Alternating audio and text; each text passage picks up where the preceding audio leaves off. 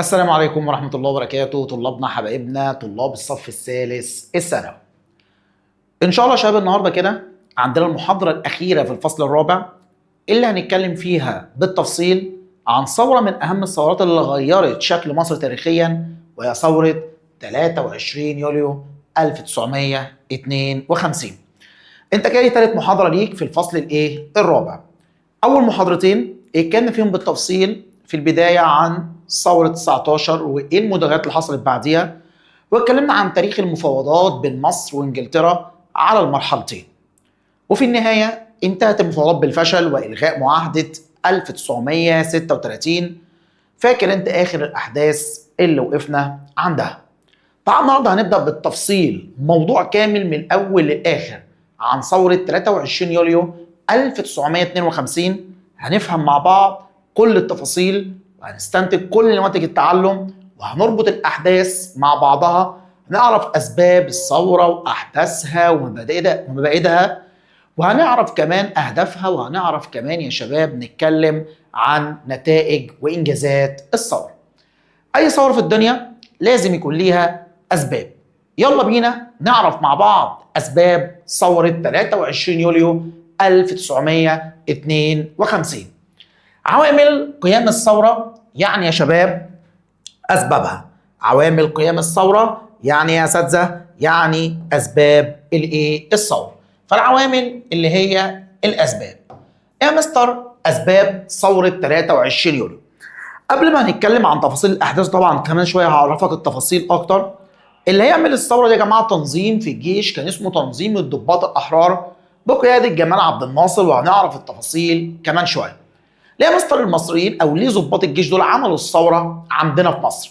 قال لك رقم واحد بسبب استمرار الاحتلال البريطاني. مفروض احنا اخر حاجه عملناها مع بريطانيا كانت معاهده 36 دي اللي خدناها المحاضره اللي فاتت. هل معاهده 36 حققت الاستقلال لمصر؟ لا طبعا يا مستر، لسه انجلترا ما زالت بتحتل مصر، لان معاهده 36 اثبتت ايه يا جماعه؟ فشلها، واللي لغاها في الاخر كان مصطفى النحاس. فاول سبب هيخلي الثوار او هيخلي تنظيم الضباط الاحرار يعمل الثوره هو استمرار الاحتلال البريطاني. لسه انجلترا موجوده عندنا في مصر يا شباب. السبب الثاني يا شباب من اسباب الثوره هو حرب فلسطين 1948. قلنا اسمها المحاضره اللي فاتت وبنقول اسمها النهارده، لكن هنتكلم عنها بالتفصيل يا شباب ان شاء الله وباذن الله في الفصل السابع. حرب فلسطين دي يا شباب غيرت تفكير الجيش المصري تماما. قبل حرب فلسطين كان كتير جدا من ضباط الجيش المصري عندهم ولاء للملك فاروق، لكن الحرب دي اثبتت فشل النظام الحاكم اللي عندنا في مصر وعلى راسه الملك فاروق. وابدا الجيش بتاعنا هو على السريع كده مستر ايه حرب فلسطين دي قبل ما نتكلم عنها بالتفصيل في الفصل السابع. دي حرب اتحد فيها العرب ضد اليهود عشان يطردوهم من فلسطين. فساعتها الجيش بتاعنا راح من ضمن الجيوش العربيه المشتركه في ايه يا جماعه؟ المشتركه في الحرب. لكن للاسف الملك فاروق بتاعنا الفاشل بعتنا دون تدريب ودون استعداد وبلا اسلحه او ذخائر او معدات كافيه. فطبعا حرب فلسطين دي اتهزم فيها العرب، وكانت من اسباب ان تخلي المصريين والجيش المصري يتضايق جدا من الملك فاروق. في مقولة كده بتيجي عندنا كتير جدا في الأسئلة، قالها بطل من أبطال الجيش المصري استشهد في حرب فلسطين 48 والبطل أحمد عبد العزيز. قال يا مستر البطل أحمد عبد العزيز وهو بيستشهد قال لضباط الجيش المصري أن ميدان الجهاد الحقيقي في مصر. قال لهم احنا جايين نحرر فلسطين من اليهود، لكن سايبين الأزمة الأصلية وهي فساد الملك فاروق. قال لهم عمرنا ما نعرف نحرر فلسطين غير الأول لما نتخلص من الملك والنظام بتاعه الفاسد في مصر. ده السبب الثاني. يبقى أول سبب من أسباب ثورة 23 يوليو استمرار الاحتلال البريطاني لمصر. السبب الثاني يا دكاترة هو حرب فلسطين 1948 وهزيمتنا فيها. أيضا يا شباب من أسباب قيام ثورة 23 يوليو 52 صفقة الأسلحة الفاسدة. نسمع كلنا عن صفقة اتعملت أثناء حرب فلسطين 48 اسمها صفقة الأسلحة الفاسدة. قال لك حاشية الملك. يعني ايه يا مستر حاشية الملك؟ الناس اللي شغالين معاه، الوزراء ورجالة الملك. جابوا للجيش بتاعنا صفقة أسلحة فاسدة. يا ترى يا مستر ايه صفقة الأسلحة الفاسدة؟ ناس كتيرة جدا عقلها زي عقل أفلام الكرتون كده، يقول لك صفقة الأسلحة الفاسدة يمسك السلاح يجي يضرب بيه، فالطلقة ما تطلعش من قدام، تطلع من ورا. طب ما يا عم الناصح لو هو بيحصل كده ما نحود السلاح كده ونعكسه والطلقة تطلع على الايه؟ على اليهود. هتقول لا يا مستر ما المرة دي ممكن السلاح يشتغل صح وتيجي الطلقة برضه في الجندي المصري وتموته. لا يا معلم، ده شغل كرتون فوقك منه خالص. سلاح فاسد يعني هو اصلا ما بيضربش، او ساعات الذخيره بتتحشر جواه فبينفجر فبيموت في العساكر المصريه. دي شويه اسلحه كده جبناها من السوق السوداء كده بتاعت اوروبا بعد الحرب العالميه الثانيه، وكلها اسلحه زي منتهيات الصلاحيه واستهلكت، شويه ربابيكيا كده ايه جايبينهم. فطبعا ساعتها كان الجيش المصري متضايق جدا، ازاي الملك فاروق والحشه بتاعته يضحوا كده بالجيش بتاعنا ويجيبوا لنا صفقه الاسلحه. ايضا يا اساتذه من اسباب قيام ثوره 23 يوليو 52 سوء الاوضاع السياسيه في مصر. ليه يا مستر اوضاعنا سياسيه سيئه؟ بسبب بطش الاحتلال البريطاني، العنف، الذل اللي معيشنا في انجلترا، ديكتاتوريه الملك. شفت انت في احداث الحصه اللي فاتت ازاي الملك ده مشاه بمزاجه، يشيل وزاره ويعين وزاره محدش بيحاسبه على افعاله. وفساد الاحزاب. كان عندنا احزاب كتيره في مصر بس للاسف معظمها هدفه هو الوصول للحكم، محدش بيدور على مصلحه الشعب المصري، فكان فيها شباب فساد للحياه السياسيه. ايضا يا دكاتره من اسباب قيام ثوره 23 يوليو 52 سوء الاوضاع الاجتماعيه. ازاي يا مستر؟ اول حاجه سوء توزيع ملكيه الارض الزراعيه اللي بنسميها نظام اسمه نظام الاقطاع. ايه يا مستر نظام الاقطاع ده؟ النظام ده كده بدأت الفكرة بتاعته في عصر محمد علي، كبرت شوية في عصر اسماعيل، كبرت اكتر في عصر الاحتلال البريطاني اللي هم الاعيان، وبعد كده اتطوروا بقى عندهم مساحات كبيرة جدا من الاراضي الزراعية وبيشغلوا الفلاحين عندهم زي العبيد. تلاقي الواحد من دول عنده 500 فدان و1000 فدان، هو الباشا صاحب العزبة كلها والقرية كلها، وكل اهالي القريه الفلاحين شغالين عنده زي العبيد. دي ظاهره اسمها ظاهره الاقطاع. ايضا من اسباب سوء الاوضاع الاجتماعيه ضياع حقوق العمال. العمال عندنا مفيش قوانين تحميهم. اصحاب العمل اللي هم زي رجال الاعمال كده دلوقتي، ولا عندنا قوانين معاشات ولا تامينات ولا تعويضات عن العمال. دلوقتي مثلا حضرتك في حاجه اسمها المعاش. حضرتك انت لو موظف في اي في اي مؤسسه حكوميه او موظف في اي حتى هيئه خاصه بيدفع لك حاجه اسمها التامين الشهري. تيجي تخلص وتبقى تبلغ 60 سنه بتاخد كده حاجه اسمها مكافاه نهايه الخدمه ويطلع لك معاش كل سنه.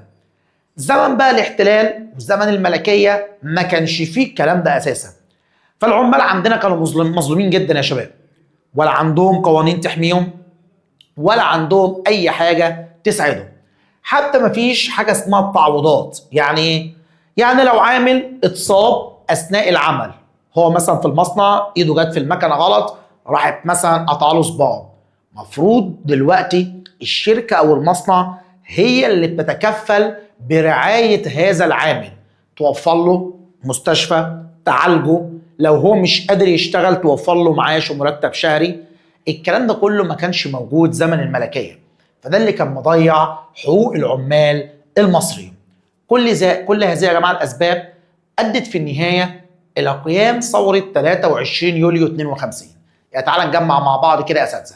ليه يا مستر قامت ثوره 23 يوليو 52؟ اولا يا اساتذه بسبب استمرار الاحتلال البريطاني وتدخله في شؤون مصر الداخليه، هزيمه الجيش المصري في حرب فلسطين 48، صفقة الأسلحة الفاسدة، سوء الأوضاع السياسية وسوء الأوضاع الاجتماعية. تعالوا نشوف مع بعض كده يا شباب أبرز نواتج التعلم الخاصة بأسباب قيام الثورة. بيقول لك استغل أصحاب المصانع والشركات زمان جهد العمال قبل ثورة 23 يوليو. نتيجة لإيه؟ نتيجة لغياب العدالة الاجتماعية. قلنا ولا كان في قوانين تأمينات ولا معاشات ولا تعويضات عن الإصابة في العمل، فصاحب العمل اللي هو الراجل صاحب المصنع بيفتري في العمال. بدأت جذور ظاهرة الإقطاع الزراعي في مصر. قلت لك بدأت في عصر محمد علي، تبلورت يعني زادت أكتر في عصر إسماعيل والاحتلال. النتيجة الثالثة، أصبح أغلبية الفلاحين عندنا في مصر بيعانوا الفقر قبل ثورة 23 يوليو. ليه؟ بسبب غياب العدالة الاجتماعية. قلت لك اللي هو تطبيق ظاهرة الإيه يا جماعة؟ الإقطاع. والظاهرة دي هي اللي أدت إلى سوء الأوضاع بتاعة الفلاحين عندنا في مصر. لسه كنت بقول لك كده في مقدمة كلامي، مين يا مستر اللي هيعمل ثورة 23 يوليو؟ تنظيم في الجيش اسمه تنظيم الضباط الأحرار. بدأ التنظيم ده يظهر في بداية الأربعينات، يعني مثلا من سنة 1940 بدأ التنظيم ده يظهر، عبارة عن مجموعة من الشباب الضباط الشباب جوه الجيش، بس كان تنظيم سري. ليه يا مستر تنظيم الضباط الأحرار كان تنظيم سري؟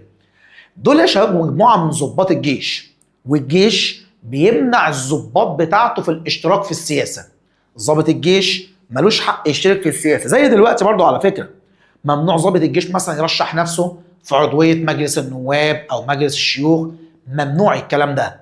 الجيش ده جهة محايدة، جهة سيادية في الدولة ملهاش علاقة بالسياسة.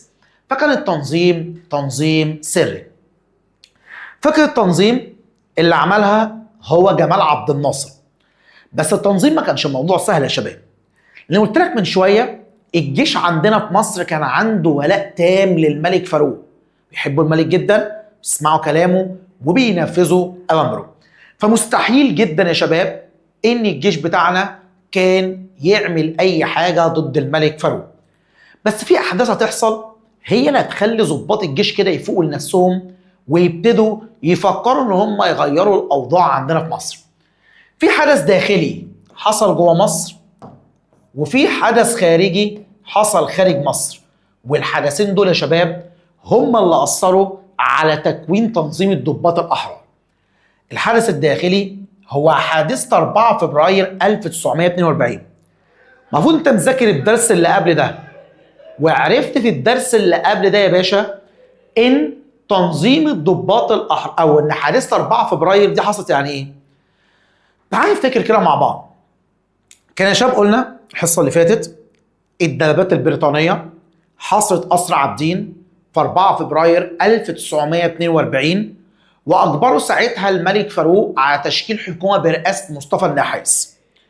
ضباط الجيش حسوا دي إهانة للجيش بتاعنا.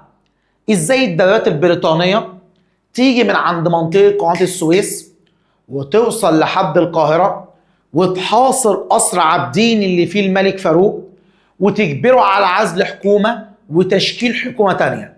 فالضباط حسوا ان دي يا جماعة إهانة كبيرة جدا لكرامة ضباط الجيش المصري. عملوا بعض الاجتماعات في نادي الضباط بالزمالك لبحث الموقف، ودي كانت بداية ان جزء من ضباط الجيش ينضموا لتنظيم الضباط الأحرار. يبقى أول حاجة ساعد جمال عبد الناصر ان الفكرة بتاعته تنتشر جوه الجيش المصري، وان تنظيم الضباط الأحرار ينضم ليه بعض ضباط الجيش، هو حادثة 4 فبراير 1942. لكن بقى يا جماعة الحاجة الفاصلة اللي خلت كتير من ضباط الجيش بقى يكرهوا الملك وكتير منهم ينضم لتنظيم الضباط الأحرار لسه اتكلمنا عنها من شوية، هزيمة الجيش المصري في حرب فلسطين. الموضوع يا جماعة ما كانش عدى هباء كده. انت متخيل انا ضابط في الجيش شفت زمايلي في حرب فلسطين وهم بيموتوا قدامي، اللي بيتقتل واللي بيموت واللي بتنفجر فيه الأسلحة بسبب صفقة الأسلحة الفاسدة قلنا من شوية، وبسبب إن الملك مودينا ولكننا رايحين خناقة ولا في خطة ولا استعداد ولا تدريب. فطبعا وقلت لك لسه الكلمة الشهيرة للبطل أحمد عبد العزيز إحدى قيادات الجيش المصري في حرب فلسطين، قال لهم أن ميدان الجهاد الحقيقي في مصر. قال لهم أنتوا فاهمين الموضوع غلط. احنا جايين نحرر فلسطين من اليهود، بس احنا عندنا أزمة أكبر وهي الملك فاروق والنظام الفاسد بتاعه. حرب فلسطين دي يا شباب هي اللي فضحت النظام الملكي وخلت كتير من ضباط الجيش ينضموا لتنظيم الضباط الأحرار. قال لك خلقت رابطة فكرية مشتركة بين عدد كبير من ضباط الجيش وبدأ يخشوا في تنظيم الضباط الأحرار. يبقى تنظيم الضباط الأحرار اللي خلاه ينتشر أكتر جوه الجيش يا شباب قلنا حاجتين. الحاجة الأولى حادثة 4 فبراير 1942. الحاجة الثانية هزيمة الجيش المصري في حرب فلسطين 1948. ماشي معاك واحدة واحدة، والحاجة بنعيدها مرة واتنين عشان تفهم حضرتك كده بكل تركيز. تعال نشوف بقى تنظيم الضباط الأحرار كان بيعمل ايه يا مستر جوه الجيش. قال لك جمال عبد الناصر خلال سنوات قليلة جدا بدأ يتحرك جوه كل الجيش المصري، وكان عنده هدف جمال عبد الناصر ان هو يخلي الجيش ما عندوش ولاء للملك، لا يبقى جيش الشعب. احنا كضباط الجيش ولائنا للشعب المصري، ولائنا مش للملك فاروق يحركنا شمال ويمين. ده كان هدف جمال عبد الناصر.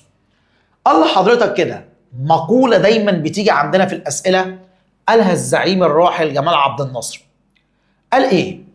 كنا نحن الشبح الذي يؤرج به الطاغية أحلام الشعب، وقد آن لهذا الشبح أن يتحول إلى الطاغية فيبدد أحلامه هو. يعني يا مستر إيه الكلام ده؟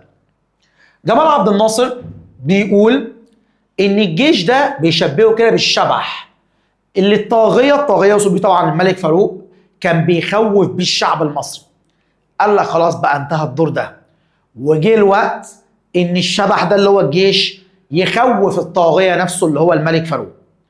قال لك خلاص انتهى زمن ان الملك فاروق كان بيستغل الجيش في تخويف الشعب، لا دلوقتي الجيش هو اللي هيقف قدام الملك وهيحافظ على حقوق الشعب. تعال نقرا كده ابرز نماذج التعلم الخاصه بالجزئيه دي. ترتب على حروب مصر الخارجيه، طبعا يقصد بيها مستر حرب فلسطين.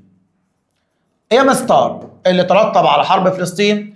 تغيير الاتجاهات الفكريه للضباط الوطنيين.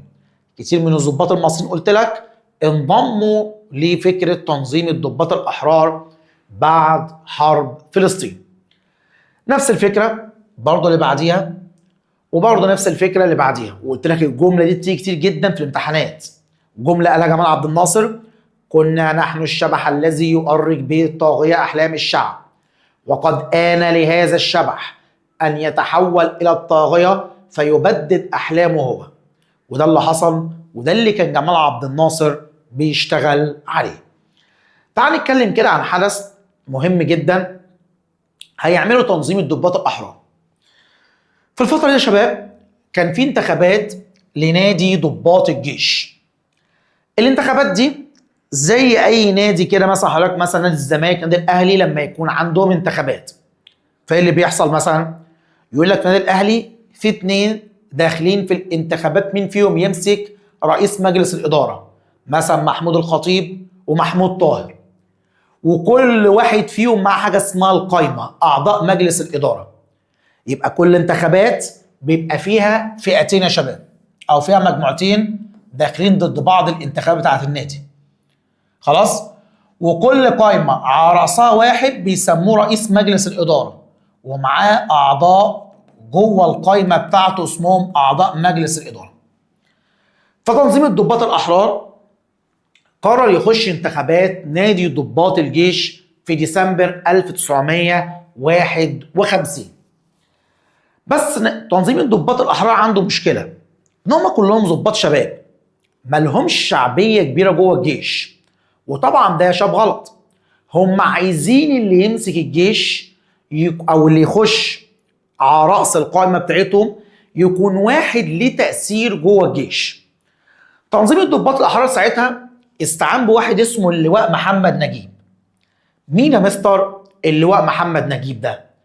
اللواء محمد نجيب ده كان الاول رئيس سلاح في الجيش اسمه سلاح حرس الحدود.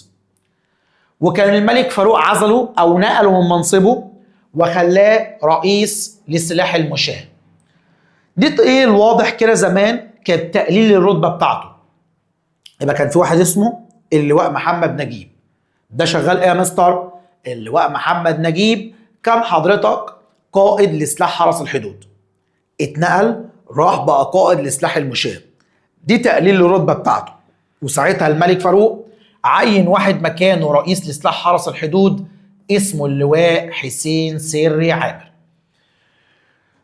اللواء محمد نجيب كان مخنوق جدا من الملك فاروق عشان نقله من منصبه، فالضباط الاحرار قال لك بس هو الراجل ده اللي ينفع نخليه على راس القايمه بتاعتنا، نستغل غضبه من الملك فاروق عشان يتحالف معانا ضد الملك فاروق.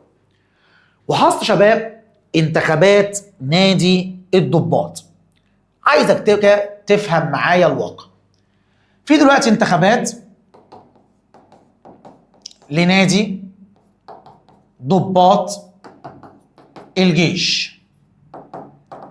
الانتخابات دي فيها قائمتين بينافسوا بعض في الانتخابات. عايزك تفهم كده وتعلق جمجمه معايا.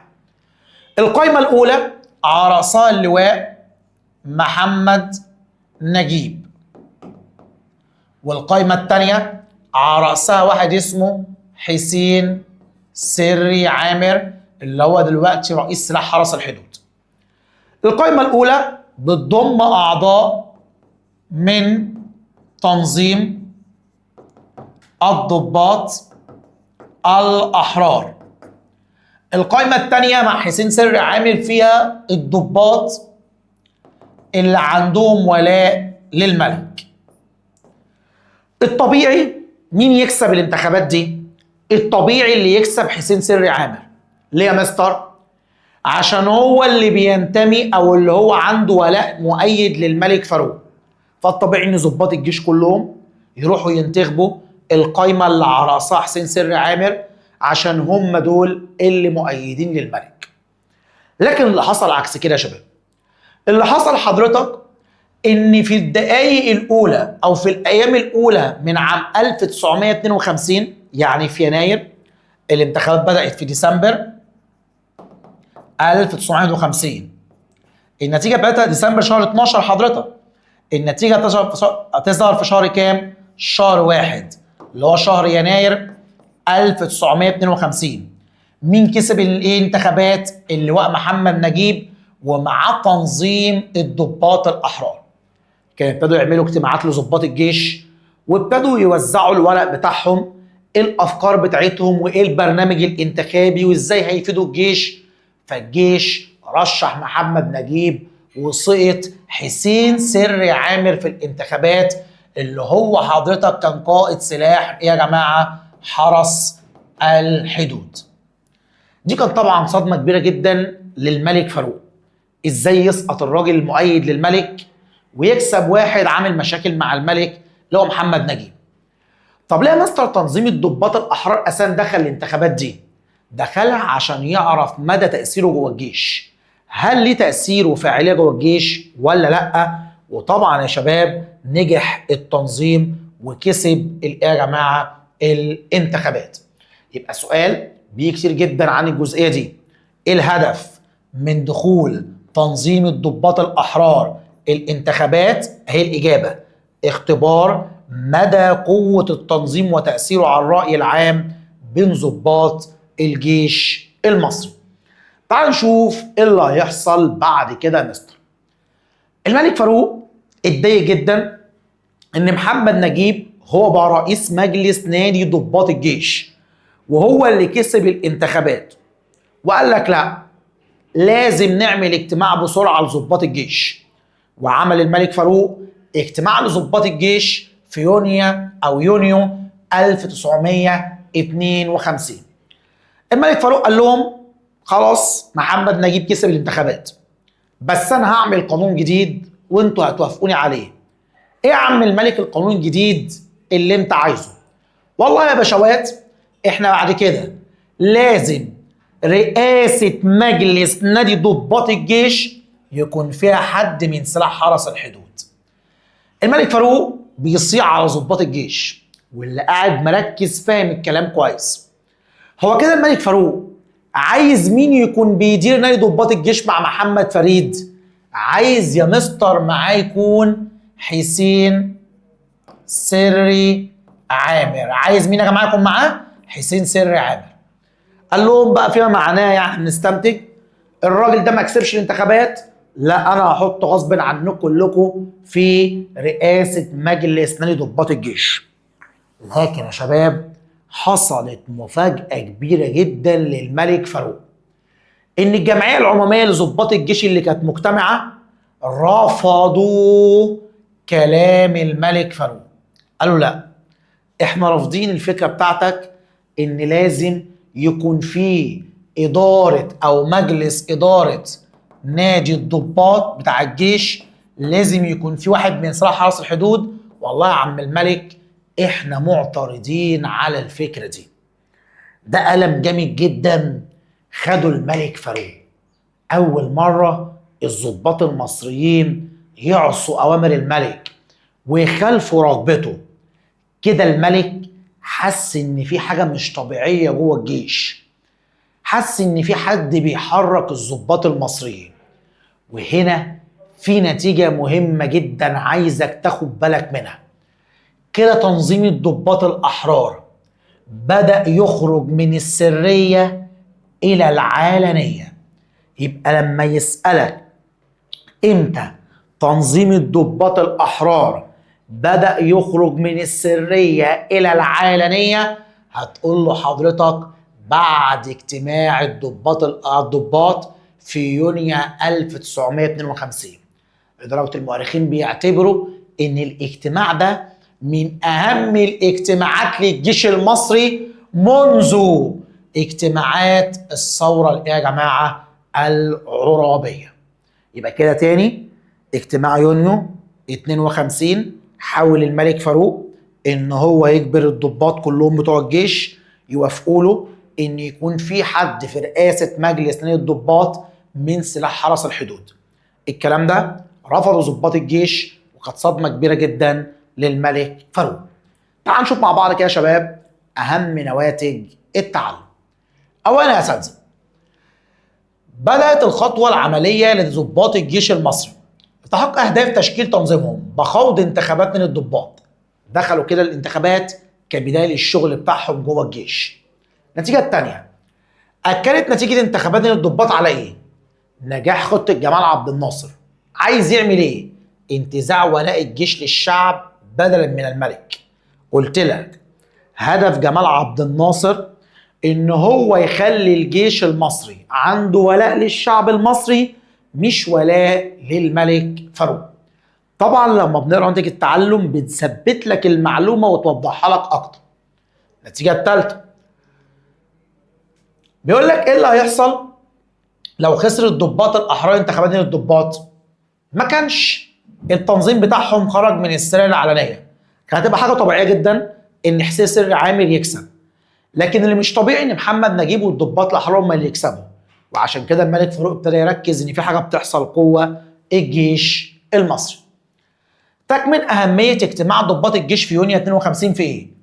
مواجهه طغيان واستبداد الملك. اول مره بقى ضباط الجيش يقفوا كده ويبقوا رجاله في وش الملك فاروق وما يوافقوش على الاوامر بتاعته. تعال بعد كده نتكلم عن تحديد موعد ثورة 23 يوليو.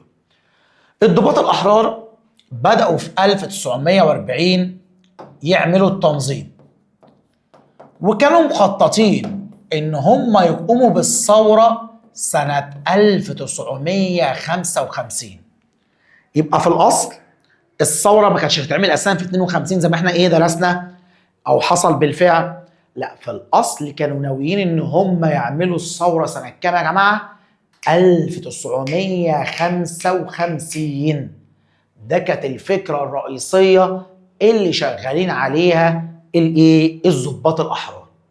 واحد يقول يا مستر يعني هم بدأوا مثلا من 42 يتكونوا تنظيم الضباط الأحرار، مدين نفسهم فرصة بتاع 13 سنة عشان يعملوا الثورة؟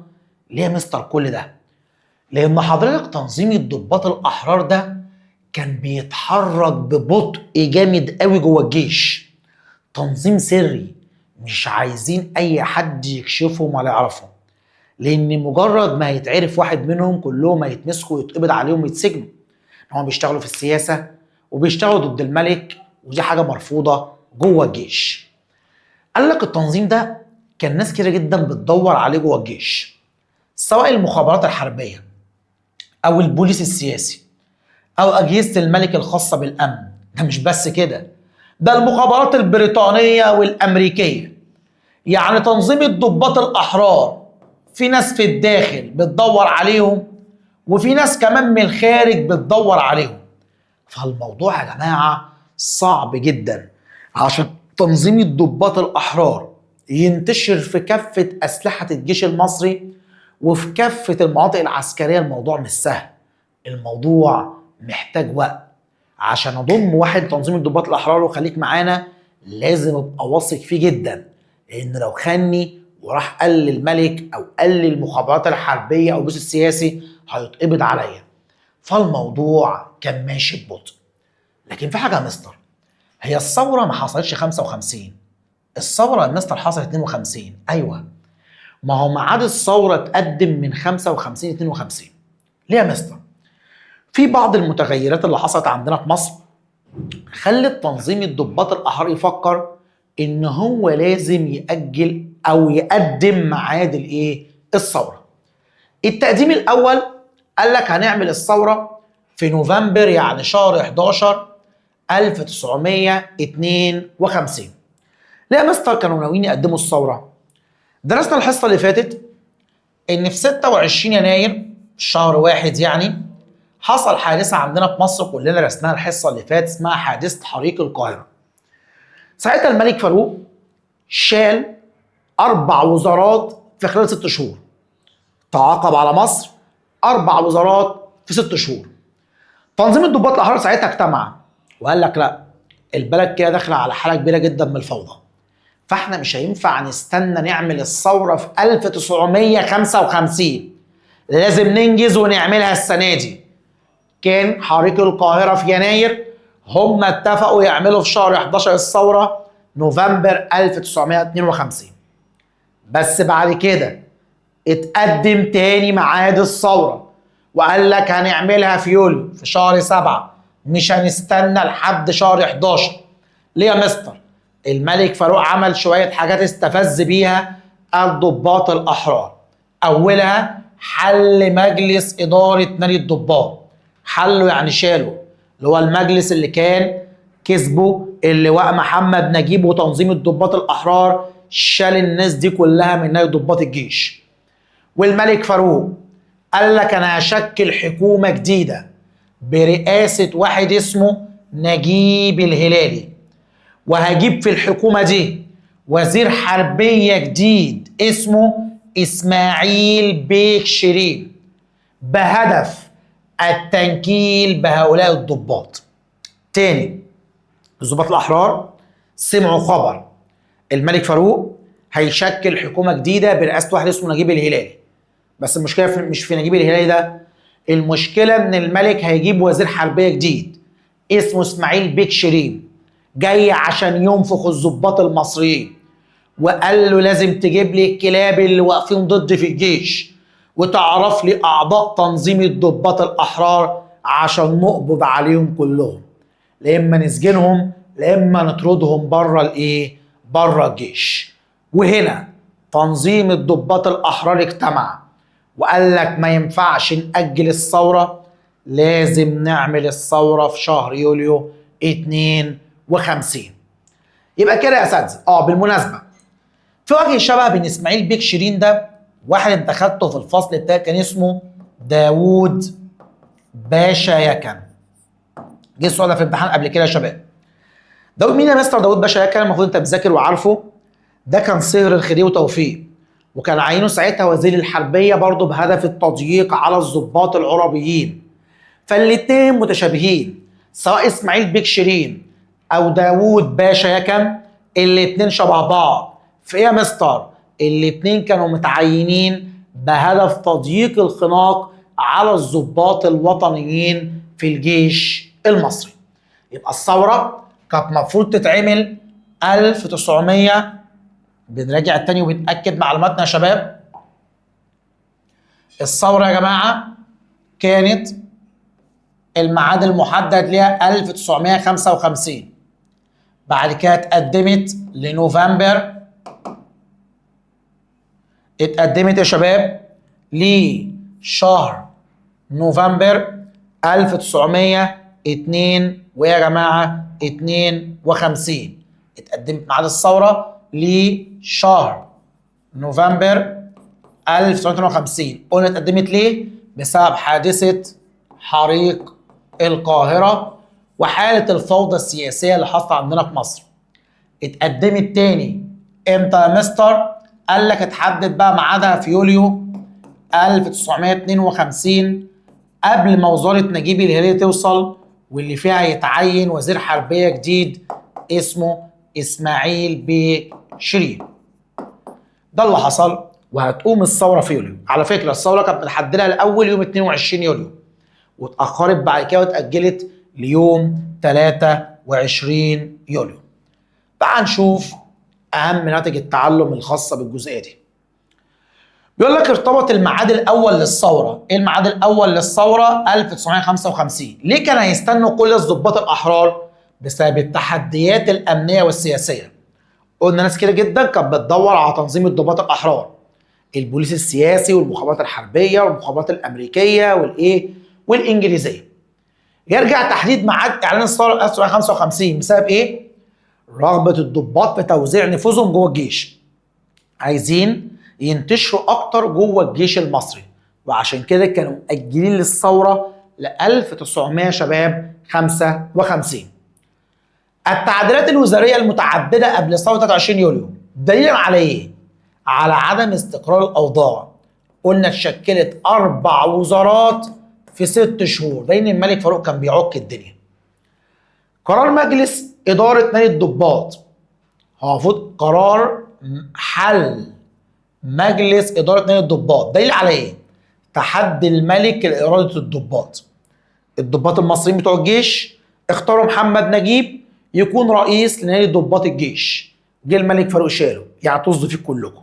ده بيدل على استبداد الملك فاروق. لحد يا جماعة ما قرر عمل الثورة في يوم 23 يوليو 52. صحي المصريين الصبح بيفتحوا الراديو كالعادتهم كل يوم الصبح، لقوا إذاعة البيان الأول لثورة 23 يوليو.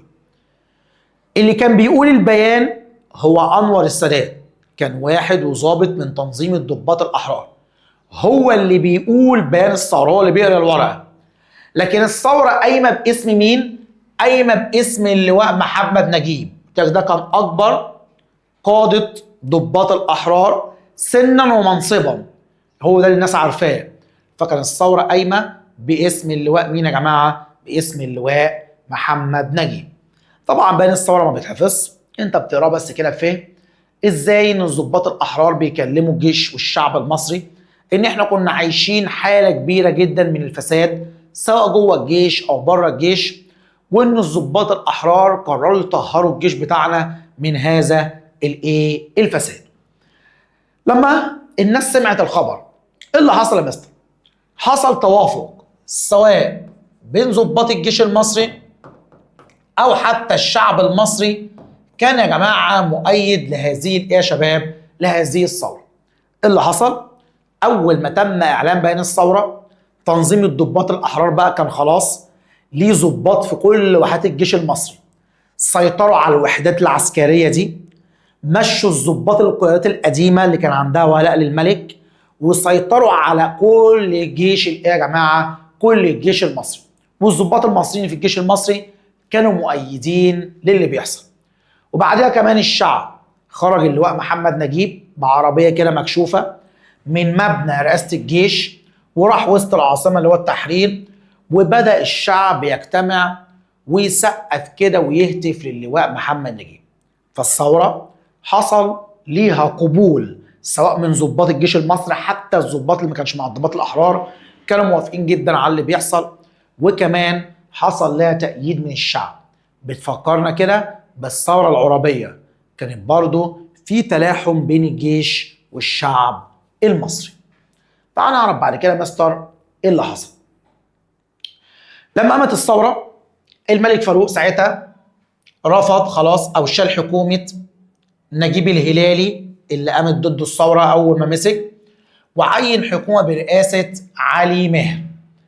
لكن طبعا ده تصور خاطئ من الملك فاروق. هو تنظيم الضباط الأحرار ما عملش الثورة عشان نجيب الهلالي، لا هم مش عايزين الملك نفسه. وبالفعل حصلت اجتماعات بين قادة تنظيم الضباط الأحرار في مقر القيادة بكوبري منطقة كوبري القبة، وخدوا قرار إن هم مش عايزين الملك فاروق نفسه، وبعتوا له رسالة بهذا الطلب بضرورة مغادرة البلاد وإن هو يتنازل عن العرش لابنه أحمد فؤاد الثاني. واستجاب الملك فاروق لهذه المطالب، وفي يوم يا شباب 26 يوليو 52 يعني بعد أحداث الثورة ب3 أيام مشي الملك فاروق من مصر وتنازل عن العرش لابنه أحمد فؤاد الثاني. كان عيل صغير 6 شهور، بس هو اللي وارث العرش عن أبوه الملك مين يا جماعة؟ الملك فاروق. تعال نشوف كده أبرز نواتج التعلم. بيقول لك الهدف الرئيسي للضباط الأحرار كان إيه؟ إنهاء الوجود البريطاني، ده الهدف الأهم، إن إحنا نحصل على الاستقلال. بالمناسبة يا شباب، علي ماهر ده مش أول مرة يمسك الوزارة. علي ماهر ده رابع مرة يمسك الوزارة عندنا. شفت أنت المحاضرة اللي فاتت؟ 3 مرات مسك علي ماهر الوزارة.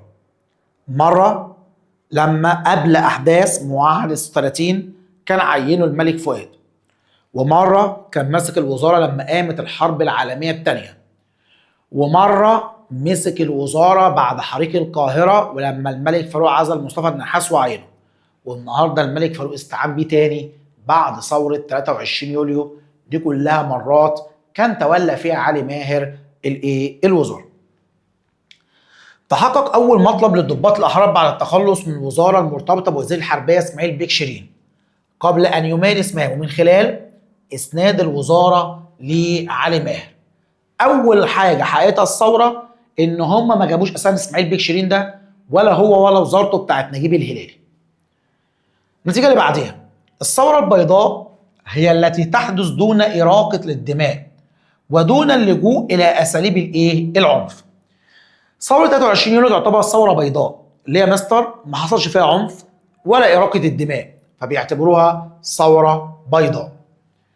النتيجة اللي بعديها أقل الوزارات المصرية في العهد الملكي تأثيرا هي وزارة نجيب الهلالي، أساسا ما لحقتش تمسك خلاص، فهم أساسا عملوا الثورة قبل ما هو أساسا يقسم يمين الولاء ويمسك الوزارة. تعالوا يا شباب بقى نتكلم عن مبادئ أو أهداف ثورة 23 يوليو. شباب، أي إنسان ناجح قبل ما يعمل أي خطوة لازم يكون حدد أهدافه، هو عايز إيه من الخطوة دي.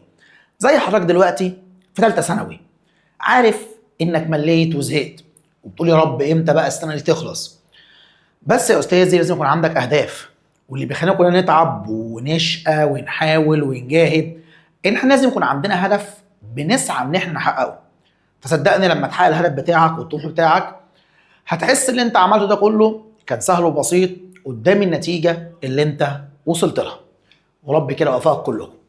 ايه مستر اهداف ثورة 23 يوليو؟ 6 اهداف عندنا ليهم علاقة بثورة 23 يوليو. 3 منهم بيبدأوا بكلمة القضاء على، و3 منهم بيبدأوا بكلمة إقامة. 3 القضاء و3 إقامة.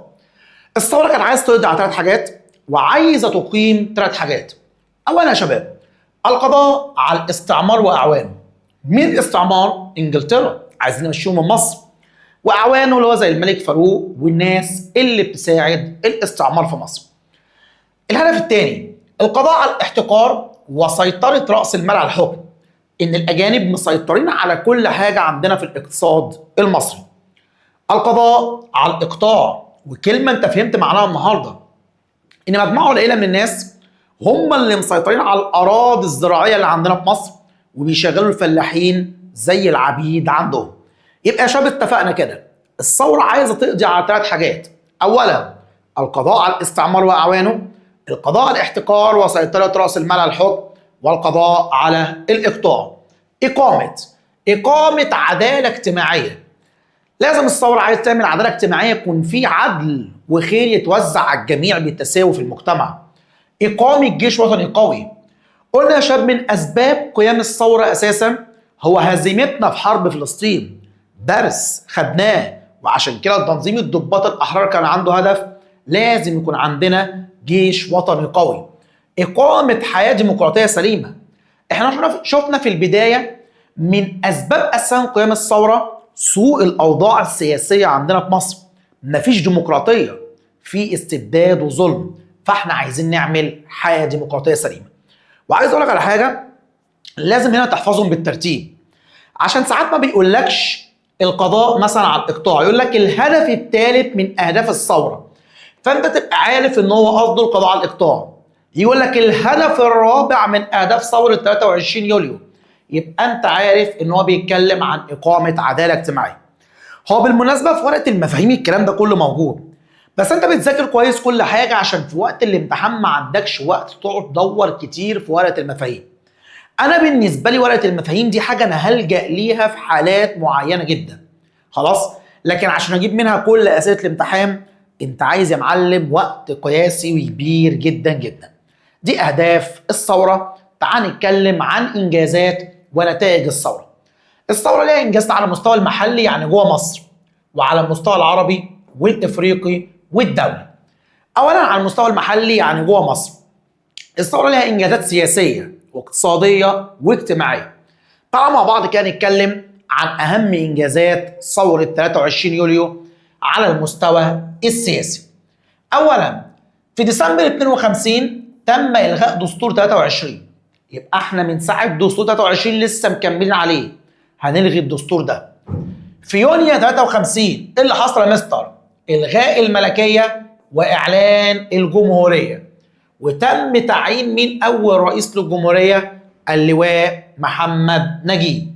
مصر من أيام أسرة محمد علي كلها وإحنا ماشيين بالنظام الملكي بالوراثة، اتلغت الفكرة دي وهتحول مصر إلى جمهورية. يناير 53 حصل يا مستر سياسيا حل جميع الأحزاب السياسية. كل الأحزاب الفاسدة الفاشلة اللي كانت عندنا في مصر كلها تم إلغائها ومصادرة أموالها، يعني الدولة خدت فلوسهم. في أكتوبر 54 حصل يا مستر توقيع اتفاقية الجلاء. الجلاء اللي هو رحيل إنجلترا عن مصر، اللي هو أساسا الهدف الأول من أهداف ثورة 23 يوليو. لو تفتكر لسه قايلهم من شوية، أول هدف كان إيه يا شباب؟ القضاء على الاستعمار. فجمال عبد الناصر قعد مع الإنجليز وعمل معاهم اتفاقية الجلاء، واتفقوا إن هم يمشوا خلال 20 شهر، لأن الإنجليز كان ليهم مصالح كتيرة جدا جوه مصر، فإن هم مستحيل يمشوا في يوم وليلة، مشوا بتدرج.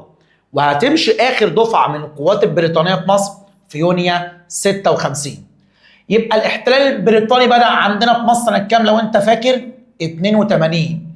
ما مشيوش من مصر إلا 1956. خلاص؟ طب أسأل سؤال الناس المحترمة، هي مصر حصلت على استقلالها من بريطانيا إمتى؟ كلمة استقلال على الورق إحنا حصلنا عليها منذ عام 1922. فاكر لما درست تصريح 28 فبراير 1922؟ في بداية التصريح انجلترا قالت ايه؟ استقلال مصر. فمصر مستقلة من 1922، لكن على الأرض والواقع الإنجليز مشوا من مصر 1900 كام يا جماعة؟ 56. أيضا عشان من النتائج السياسية 26 يوليو 56 تأميم شركة قناة السويس. طردنا الأجانب سواء الإنجليز أو الفرنسيين، وأصبحت الشركة ملك لمصر. ده معنى كلمة التأميم. يبقى الثورة كان لها العديد من الإنجازات السياسية. لغينا الملكية وأعلنا الجمهورية، لغينا دستور 23، حل الأحزاب السياسية، توقيع اتفاقية الجلاء، وتأميم شركة قناة السويس. تعالوا نشوف كده أبرز نواتج التعلم الخاصة يا شباب بالجزئية دي. أولا يا أساتذة، بيقول لك تم إنهاء حكم الأسرة العربية بتاعت محمد علي رسميا إمتى؟ بتعيين محمد نجيب رئيس للجمهوريه. طب مين اخر ملك مسك مصر؟ لو انت مركز قول لي مين اخر ملك؟ اخر ملك احمد فؤاد الثاني، مش الملك فاروق. بعد الملك فاروق احمد فؤاد مسك فتره. خلاص. صعد ثوره 23 للقضاء على الفساد في الحياه السياسيه من خلال ايه؟ حل الاحزاب السياسيه. النتيجه اللي بعديها سعت ثوره 23 يوليو الى تحقيق المبدا الاول. هو ايه المبدا الاول لو انت كده فاكر؟ المبدا الاول يا مستر القضاء على الاستعمار. ازاي الثوره حققته؟ الثوره حققته عن طريق توقيع اتفاقيه الجلاء.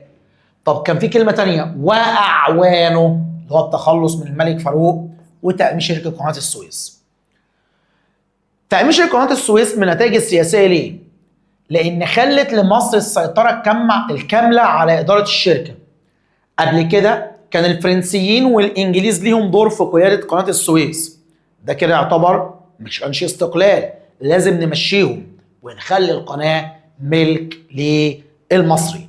ده على المستوى السياسي. فمستر على المستوى الاقتصادي، اهم انجازات ثوره 23 يوليو على المستوى الاقتصادي. اقتصادي زي ما انت عارف يعني الزراعه والصناعه والتجاره.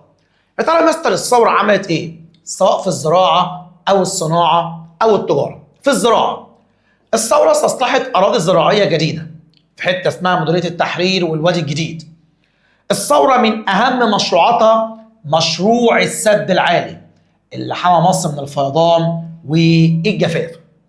وعشان كده بنشبه ثوره 23 يوليو بمحمد علي، بنشبههم بالاحتلال البريطاني.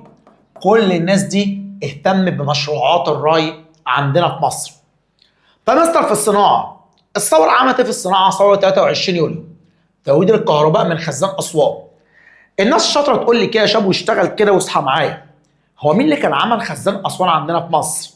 الناس دي محترمه، اللي كان عملته انجلترا. يبقى يجي يقول لك هي الثوره استفادت من بعض انجازات الاحتلال البريطاني عندنا في مصر. ايوه، انجلترا كانت عملت خزان اسوان، وجم الثوره بتاعت يوليو ولدوا الكهرباء عن طريق خزان اسوان. اهتمت الثوره باستخراج البترول وانشاء مصانع التكرير. ايه التكرير ده يا مستر؟ البترول ده الماده الخام الاصليه، نطلع منه بقى غاز او جاز او بنزين او سولار، نطلع منه اكتر من حاجه. عملت الثوره مصانع حديد والصلب في حلوان ومصانع الاسمده في اسوان، وكمان اهتمت بالتصنيع الحربي.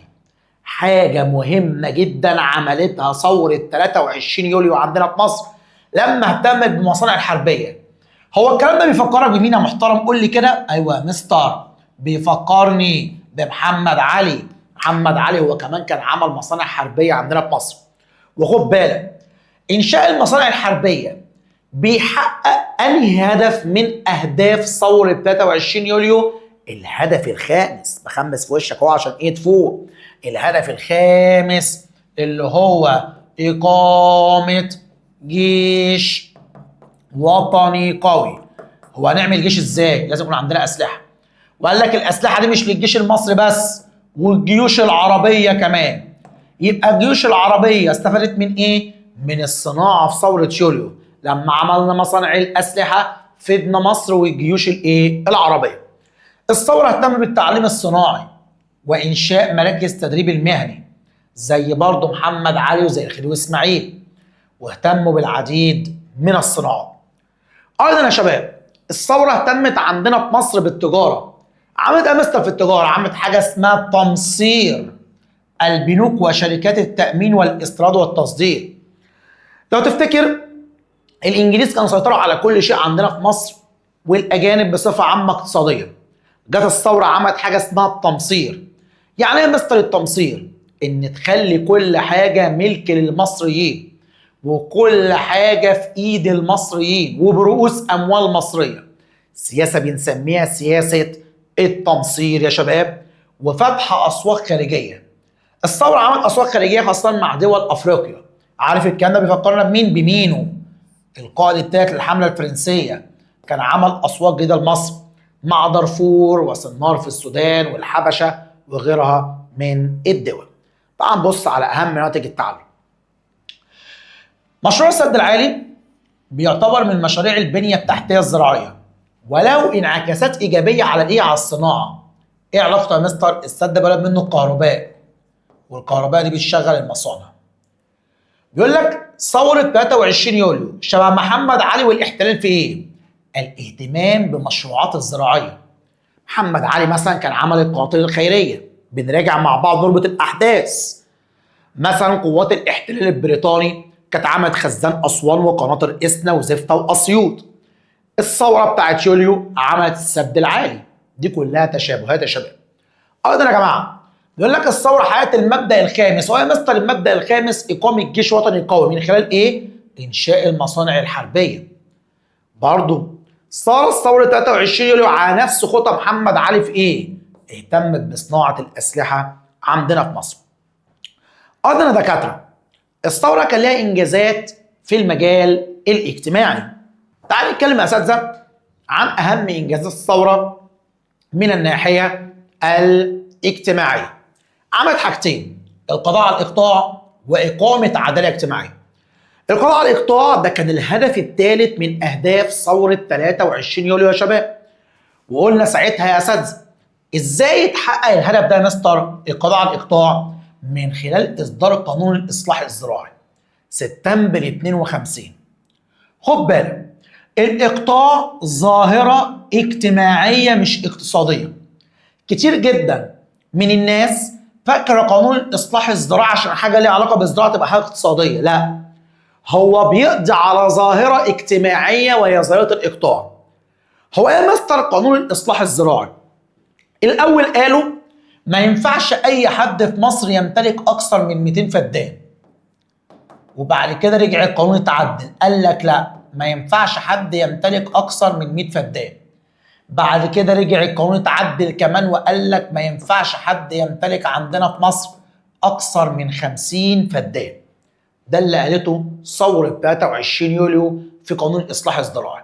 يعني يا مستر الناس الاعيان اللي كان عندهم مساحات مهوله من الاراضي الزراعيه، واحد عنده مثلا 500 فدان، يقول له لا يا معلم كفايه عليه 50 بس. طب ال 450 يا مستر هنوزعهم على الفلاحين عشان الفلاحين يقدروا يستفيدوا من هذه الايه؟ الاراضي. ده قانون اسمه قانون الاصلاح الزراعي. الثوره يا شباب عملت عداله اجتماعيه. ازاي يا مستر؟ من خلال مجانيه التعليم. بيفكرنا بمين يا مستر الكلام ده؟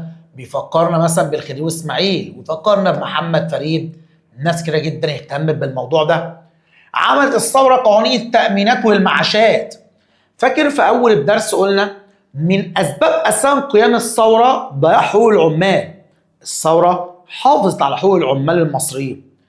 تحديد ساعات العمل ب7 ساعات يوميا. العامل في المصنع يشتغل 7 ساعات ده اخره، اكتر من كده ياخد وقت اضافي ومرتب اضافي. منح المرأة حق الترشح الانتخابات لمجلس الأمة. قال لك لأول مرة في التاريخ المصري إن النساء تشترك في المجالس النيابية كان بعد ثورة 23 يوليو. اشتراك العمال في مجالس إدارة الشركات. كل شركة أو مصنع ليه حاجة اسمها مجلس الإدارة. قال لك لازم العمال يشتركوا في المجالس دي. ليه يا مستر؟ عشان يقولوا دور أو عشان يكون ليهم دور في نقل مطالب زمايلهم إلى مجلس الإدارة.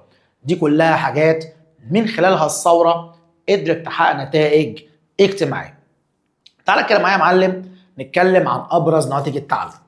بيقول لك في تشابه بين المبدأ الرابع للثورة 23 يوليو. لازم أكون مذاكر أساسا وعارف.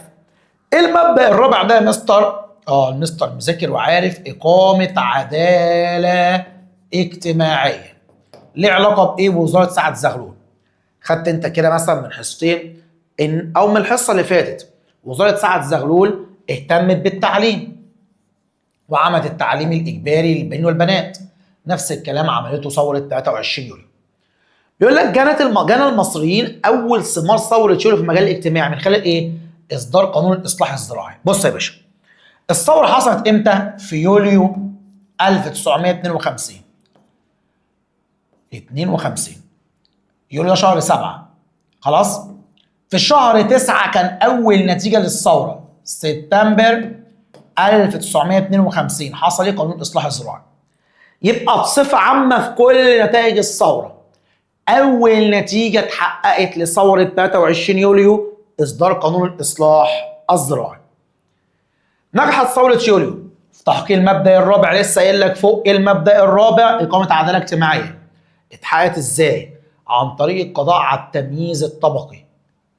كمان استهدفت ثورة 52 الاهتمام بإصدار قانون الإصلاح الزراعي. ليه؟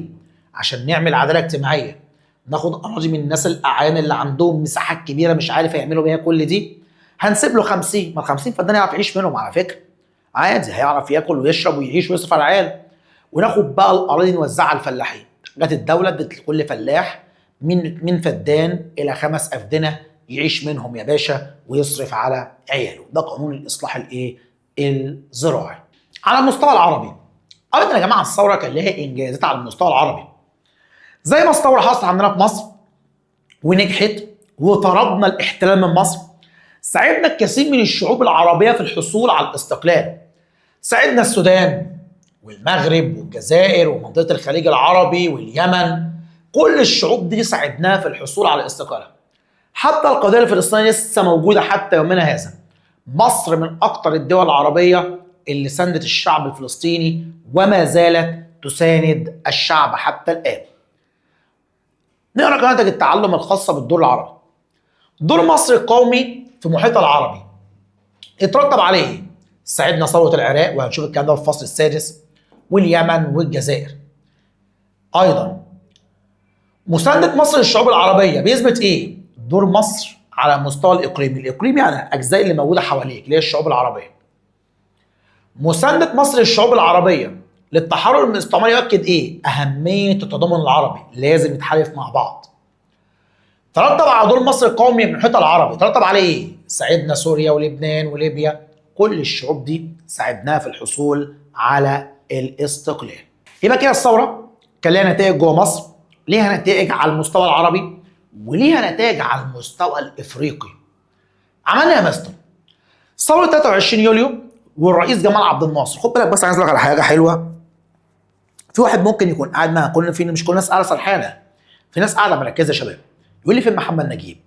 محمد نجيب ده يا جماعه ما مسكش غير بتاع 6 شهور وهيتشال وهيجي الرئيس جمال عبد الناصر. احداث برضه مش عايزين نخرج بره ايه تفاصيل درسنا. بس يا شباب كل انجازات الثوره تنسب للراجل ده جمال عبد الناصر. ماشي؟ يعني محمد نجيب مسك 53 من 54، جمال عبد الناصر هو اللي موجود، هو اللي عمل يعتبر كل الانجازات دي. ليه جمال عبد الناصر كان مهتم جدا بافريقيا؟ شايف ان افريقيا تمثل عمقا استراتيجيا لمصر، وكمان تحرير افريقيا هو استكمال لتحرير مصر. وعشان كده ثوره 23 يوليو كانت مهتمه جدا بافريقيا، مهتميه بيها على المستوى السياسي. زي ما ساعدنا الكثير من الشعوب العربيه في الحصول على الاستقلال، برضه يا شباب مصر ساعد الكثير من الشعوب الافريقيه في الحصول على الاستقلال. ساعدنا بعض الدول في شرق افريقيا زي مينا مستر، الصومال وكينيا واوغندا وتنزانيا. ساعدنا بعض الدول في غرب القاره بتاعت افريقيا زي نيجيريا وغانا والكونغو. بتاع 17 دوله افريقيه مصر ساعدتهم في الحصول على ايه؟ على الاستقلال. ساعدنا شعب روديسيا الشماليه اللي هي زامبيا حاليا، وروديسيا الجنوبيه اللي هي زيمبابوي حاليا. كل الشعوب دي ساعدناها ايضا في الحصول على الاستقلال. كان لنا دور في دولة جنوب افريقيا. كان الاستعمار البريطاني هناك عامل فتنة طائفية في جنوب افريقيا. مصر كانت ضد التمييز العنصري هناك، وسمحت بحاجة اسمها اللجوء السياسي. ايه اللجوء السياسي؟ ان رجال السياسة والحركة الوطنية في جنوب افريقيا اللي مضطهدين من حقهم يجوا يعيشوا عندنا فين؟ في مصر. فبنساعد كل الشعوب. حتى لما اتعملت منظمة الاتحاد الافريقي، مصر من اوائل الدول اللي اشتركت في تأسيس هذه المنظمة وساعدت تأسيسها. الدول الافريقية اجتمعت اول مرة سنة 1958 في اكرا عاصمة غانا، واجتمعوا بعد كده في اديس ابابا عاصمة اثيوبيا 63، وقالوا لازم نعمل منظمة اسمها منظمة الاتحاد الافريقي تجمع بين كل الدول الافريقية. وبالمناسبة مصر مسكت رئاسة الاتحاد الافريقي مرتين، كل سنتين دولة افريقية رئيسها بيبقى هو رئيس الاتحاد الافريقي.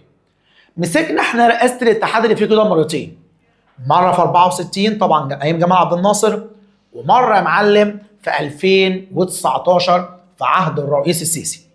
لان خد بالك، سواء عندك الخديوي اسماعيل او جمال عبد الناصر او حاليا الرئيس السيسي، الثلاثه كانوا مهتمين جدا بالتواصل مع قاره ايه؟ مع قاره افريقيا. زي ما قلت لك افريقيا تعتبر عمق استراتيجي لمصر، لازم نهتم بيها، هو ده الصح يا شباب. وده اللي عمله برضو الرئيس مين؟ الرئيس السيسي. تعالوا نشوف نماذج التعلم. اولت يعني اهتمت ثوره 23 يوليو تماما كبيرا بالقاره الافريقيه بهدف ايه؟ تحقيق المجال الامن القومي لمصر من جهه الجنوب. القاسم المشترك بين محمد علي والخديوي اسماعيل وثوره يوليو، وكمان نزود عليهم الرئيس السيسي، كلهم مهتمين بالامن القومي المصري في قاره افريقيا. اعلنت ثوره 23 يوم مقاطعه دوله جنوب افريقيا، مش جنوب افريقيا نفسها، انجلترا نفسها اللي كانت تحتل جنوب افريقيا بسبب التمييز الايه؟ العنصري. كانوا بيميزوا بين الناس اللي بشرتهم بيضاء والناس بشرتهم سوداء، وعاملين فتنه طائفيه هناك في جنوب افريقيا.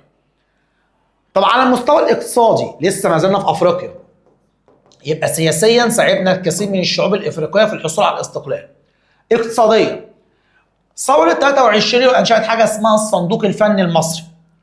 كنا بنبعت مساعدات للدول الإفريقية وبنبعت لهم الخبراء والمهندسين، ومن أكتر الحاجات اللي عملتها مصر في إفريقيا إنشاء السدود.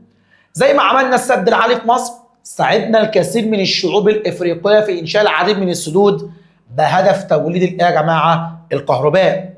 ساعدنا إفريقيا إعلاميا، سخرنا الإعلام المصري عشان يتكلم عن الشعوب الافريقيه وان هم ليهم حق في الاستقلال. فكان بيجوا بعض رجال السياسه في الدول الافريقيه يتكلموا في الاذاعه المصريه بكل لغات العالم عشان يطالبوا بالايه؟ بالاستقلال. وده عكس اللي كان بيعمله مين؟ مينو استغل الاعلام ضد المصريين، كان بيقنعهم بالاحتلال والاستعمار. اما ثوره 23 يوليو بيستغل الاعلام ضد الاستعمار نفسه يا شباب. على المستوى الثقافي عملت ثوره 23 يوليو برضه في افريقيا، لسه ما زلنا بنتكلم عن التواصل مع افريقيا. عملنا يا مستر في افريقيا؟ قال لك كنا بنودي لهم المعلمين والاساتذه عشان نعلمهم هناك.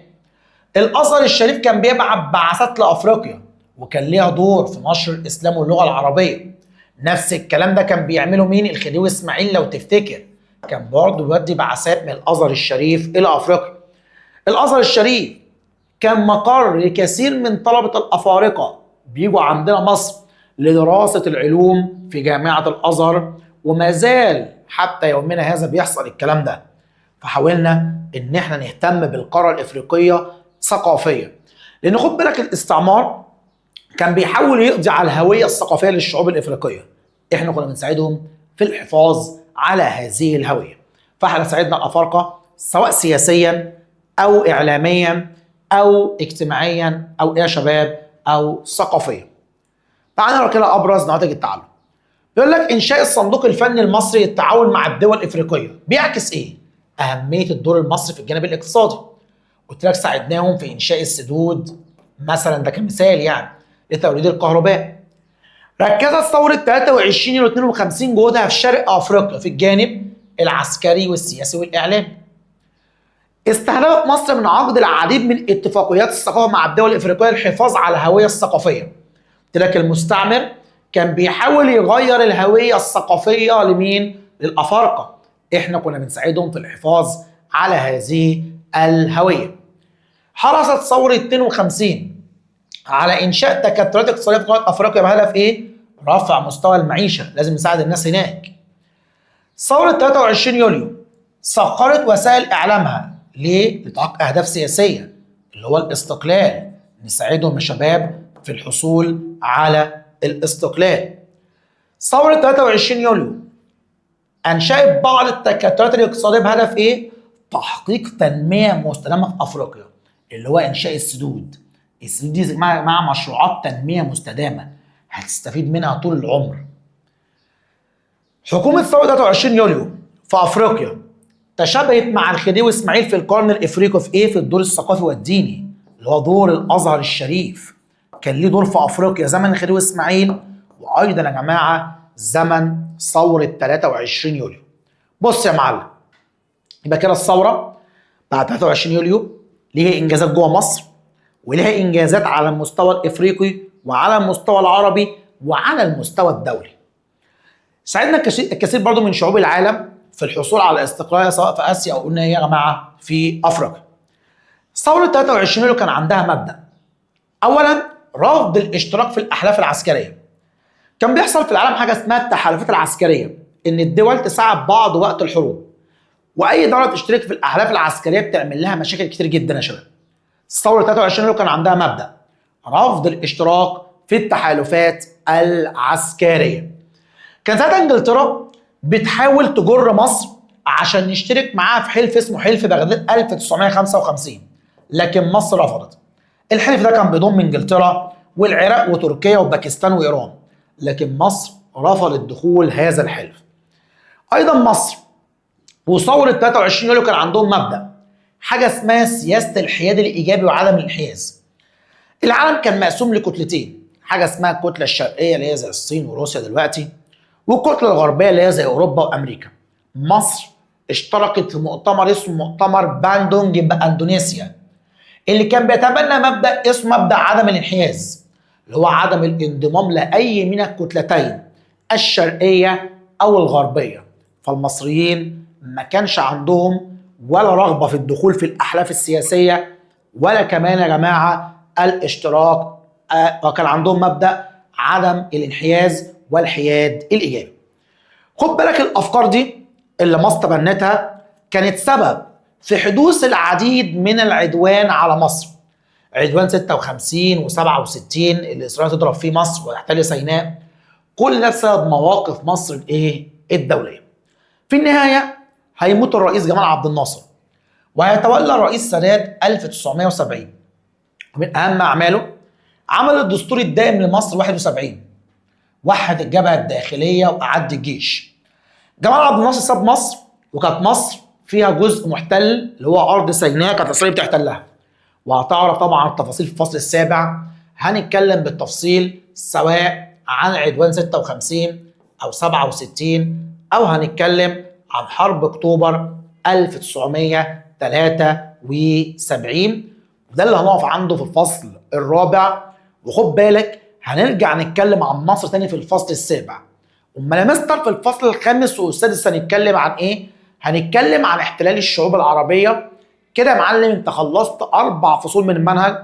هم مفترض منهجنا 8 فصول، فهتقول لي كده يا مستر نص المنهج. لا، ده يعتبر 3/4 المنهج، لان احنا خدنا جزء كبير من منهجنا في اول 4 فصول. ذاكر وركز وانتظر محاضره بقى الربط بين ال4 فصول ان شاء الله هنحاول نعملها علشان نربط الاحداث مع بعض يا شباب.